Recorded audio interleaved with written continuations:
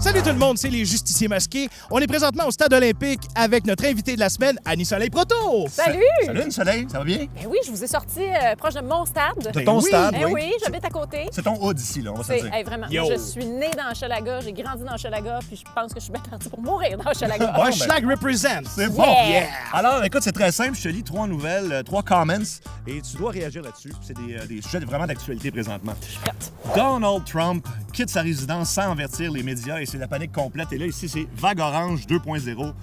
Qu'est-ce que tu penses de Donald Trump? Au départ, moi, j'étais pas très pro Hillary Clinton, sauf que c'est sûr que quand Bernie Sanders a pas remporté l'investiture chez les démocrates, ben là, je me suis mise à lire beaucoup de choses sur Hillary et maintenant, c'est quelqu'un pour qui j'ai beaucoup d'admiration dans différentes sphères de sa vie. Fait que tu auras compris que, évidemment, être américaine, je n'aurais pas voté pour Donald Pas Trump. Trump, non. Ça, c'est écrit dans le ciel. Qu'est-ce que je pense de lui? Je trouve que le traitement qu'il a à l'endroit des femmes, c'est épouvantable. Ça se peut juste pas. Comment ça se fait que les Américains ont décidé, malgré tout ça, d'élire cet homme?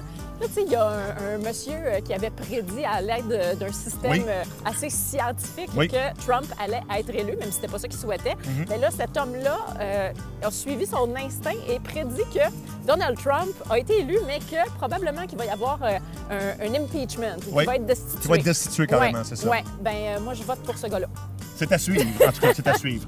Deuxième nouvelle, on change de sujet, on est plus léger. Une pilule miracle contre la gueule de bois sème l'inquiétude. Oh, justement, le lendemain de veille électorale. Exactement, Ça et fit, donc ça fit. là, tu vois le comment, c'est contre la gueule du bois. C'est quoi ton remède, toi, contre la gueule de bois?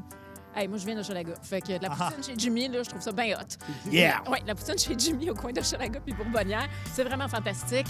La poutine, c'est tellement gras. Je trouve que ça absorbe très bien l'alcool qui est là en excès. Ça fait la job. Ça fait la job, c'est bien dit. Et on termine par une autre nouvelle politique qui est aussi un petit peu drôle. Couillard défend la conduite irréprochable de son gouvernement. Et bon, le comment, c'est « Je te l'ai dit » avec Jean Charest, ça marche. Tu penses quoi de tout ça? Est-ce que ça t'a fait beaucoup rire comme titre de jeu? Irréprochable, Le là. journal On s'entend, là. Ben écoute, là, maintenant, ils ont les 4 mains sur le volant. Je comprends pas comment c'est possible de dire ça, de penser que son gouvernement est irréprochable.